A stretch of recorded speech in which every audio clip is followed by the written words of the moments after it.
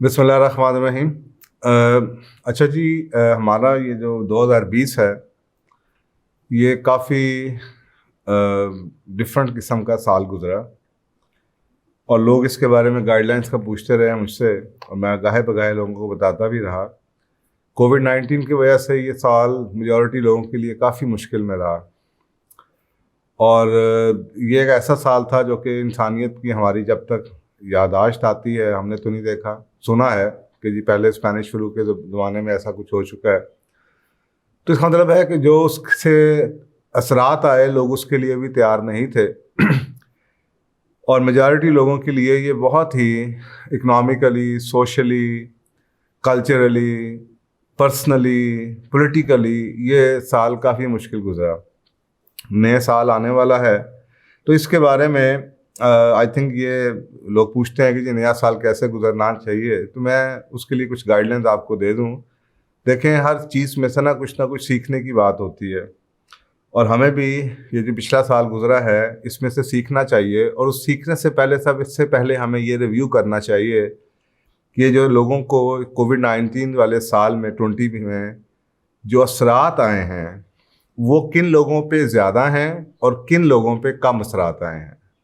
तो अगर आप जनरली स्पीकिंग देखें कि जो लोग शहरों में थे और बहुत ज़्यादा उस लाइफ के अंदर कनेक्टेड थे और बहुत ज़्यादा इन्वॉल्व थे, मसलन जो सोशली बहुत एक्टिव लोग थे, जिनके बच्चे स्कूलों में थे, जिनकी रूटीन बहुत ही बिजी थी, जो होटलों में खाने खाते थे, जो ट्रैवलिंग बहुत ज़्यादा करते थे काम के लिए या शौक से, या जो सोशली लेवल के ऊपर बहुत ज़्यादा एक्टिव थे, उनको ये साल सबसे ज़्यादा इस साल ने तंग किया।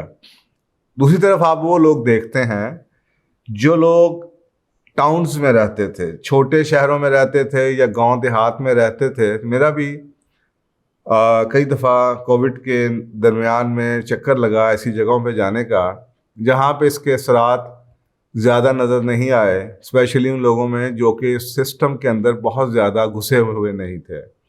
उनकी वही छोटी सी साफ़ सुथरी सादा सी ज़िंदगी थी। बच्चे उनके या घरों में पढ़ते थे या पढ़ाए जाते थे या ऑनलाइन पढ़ रहे थे, बिजनेसेस उनके अपने थे, एग्रीकल्चर में थे या डेयरी में थे या कोई फैमिली ओन्ड बिजनेसेस थे या ऑनलाइन काम करते थे, ऑनलाइन उनके काम चल रहे थे, उन पे ज़्यादा असरात नज़र नहीं आए।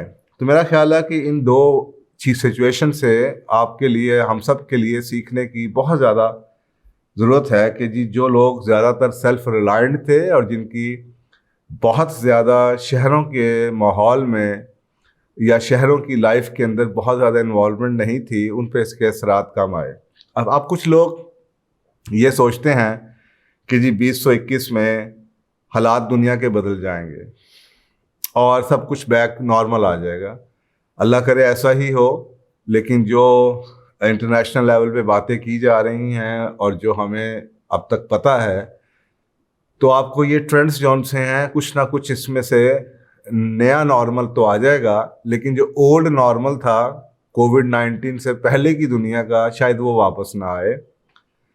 तो हमें उस दुनिया में रियलिस्टिकली होके उस दुनिया के लिए अपने आप को तैयार करना है, जिसकी एक एग्जांपल ये है कि शायद ट्रैफिक्स का या ट्रैवल का, इंटरनेशनल ट्रैवल का या ऑफिसेस का जो एक लोड था शहरों के ऊपर, वो शायद वापस ना आ पाए। कोविड-19 से उसका ताल्लुक हो या ना हो, इसकी बात नहीं हो रही कि वैक्सीनेशन आ जाएगी या क्या होगा। जनरली स्पीकिंग आप देखें कि जिन मुल्कों में कोविड-19 का लॉकडाउन ख़त्म भी हो गया है, वहाँ पे भी कई इदारे ऐसे हैं जिन्होंने ये फ़ैसला किया कि अब हम दोबारा से अपने स्टाफ को 50% या 60% स्टाफ को होम ऑफिस से ही काम करवाएंगे और इस ट्रेंड को कंटिन्यू करेंगे। इसी तरीके से कई छोटे रेस्टोरेंट्स बंद हो गए। इसी तरीके से ट्रेनिंग है और जो हमारे ट्रैवल के बिजनेस ट्रैवल होते थे, होटल्स की ऑक्यूपेंसी सुना है उतनी वापस नहीं आ रही। और बच्चों की ऑनलाइन एजुकेशन ऑलरेडी लोगों का ट्रेंड बढ़ना शुरू हो गया है। दुनिया की बड़ी बड़ी यूनिवर्सिटीज़ हैं जिन्होंने ऑनलाइन एजुकेशन के प्रोग्राम्स लॉन्च कर दिए हैं। तो यही रहा है कि अब दुनिया में न्यू नॉर्मल होगा। तो मेरा पैगाम आप सबके लिए यही है कि देखें, दुनिया में कामयाब लोग वही होते हैं जो कि किसी नई रियलिटी को वक्त से पहले एक्सेप्ट कर लेते हैं और उसके लिए अपने आप को तैयार कर लेते हैं, बजाय इसके कि उन्हें कहते हैं बदलने से लोगों को इतनी तकलीफ नहीं होती जितना उन पे अगर ज़बरदस्ती बदलना पड़े तो होती है। तो अगर आप उसके लिए खुद तैयार हैं और उस नई रियलिटी को एक्सेप्ट कर लें प्रोएक्टिवली, तो आप इसका फ़ायदा उठा सकते हैं। तो नंबर 1, नया साल है, अल्लाह ताला सबके लिए ये आसानियाँ लेकर आए। आपको पॉजिटिवली इस साल के लिए सोचना पड़ेगा, और पॉजिटिविटी के अंदर सिर्फ ऑप्टिमिज्म नहीं है बल्कि रियलिटी पसंद होना चाहिए आपको कि रियलिटी क्या है। तो सबसे पहले, क्योंकि हम हाथ पे हाथ रख के कर भी नहीं बैठ सकते, तो हमें कुछ तो करना है, तो पॉजिटिविटी के साथ रियलिस्टिक भी रहें। That is first guideline.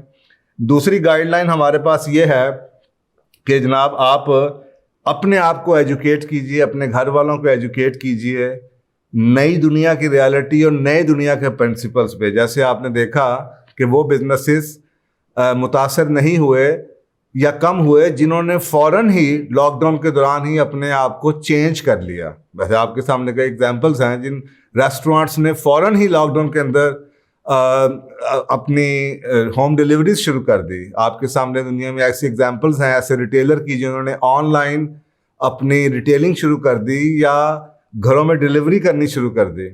वो उनको असरात कम आए या उनको कई ऐसे भी जिनको फ़ायदे भी हुए।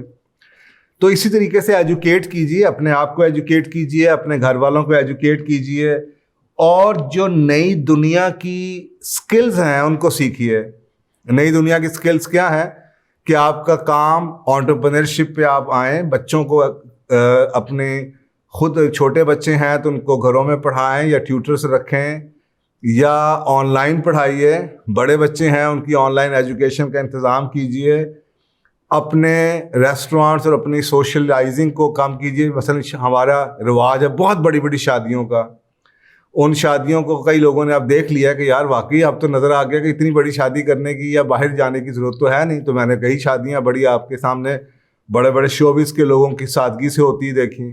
अब ये नया नॉर्मल है, तो बजाय इसके कि आप शादियां रोक दें इंतज़ार में, तो आपको चाहिए कि आप इस नई जो लर्निंग है उसको अडॉप्ट कीजिए, प्रोएक्टिवली होके अडॉप्ट कीजिए।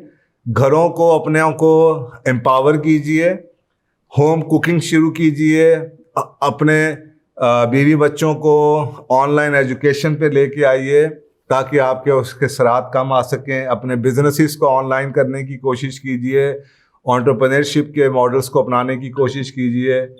तो पहली बात कि जी आप पॉजिटिविटी से शुरू कीजिए सफ़र। दूसरी बात ये कि आप इन चीज़ों को लर्न कीजिए, एजुकेट कीजिए अपने आप को, नई स्किल्स लीजिए। और नंबर 3, ये सब कुछ सीखने के बाद अपनी नई ज़िंदगी बिल्ड कीजिए।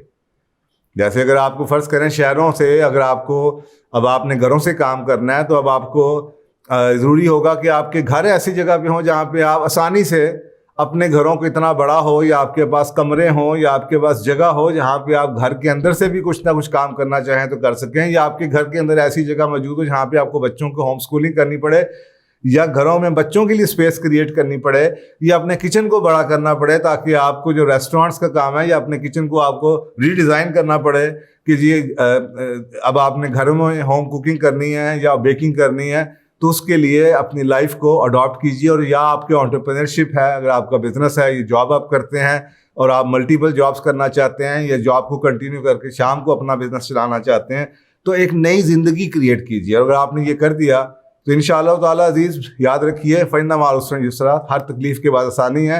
अल्लाह सुब्हानहू व तआला हर चीज़ में से कोई ना कोई अच्छी चीज़ निकाल देता है उन लोगों के लिए जो उस चीज़ों में से सीख लेते हैं।